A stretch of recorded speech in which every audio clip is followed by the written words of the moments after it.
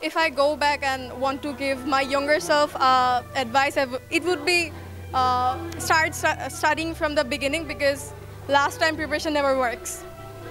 ইংরেজি ভাষায় পারদর্শিতায় পিছিয়ে নেই এখন বাংলাদেশ।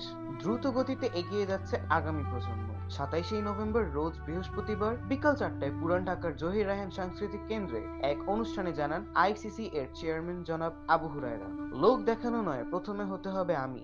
আগামী প্রজন্মকে বার্তা দেন বর্তমান প্রধান উপদেষ্টা সেক্রেটারি জনাব নাঈম আলী।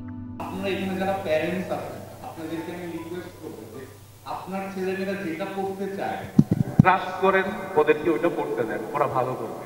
এভাবেই সাথে থাকার কথা দেন বহুল প্রচলিত ব্যবসায়িক কন্টেন্ট ক্রিয়েটর নাফিস সেলিম। সাংস্কৃতিক নৃত্য ও দেশীয় সঙ্গীতের মাধ্যমে আলোড়ন বৃদ্ধি পায় এই অনুষ্ঠানটির। তুমি আমার কথা শুনে হাসো না তো।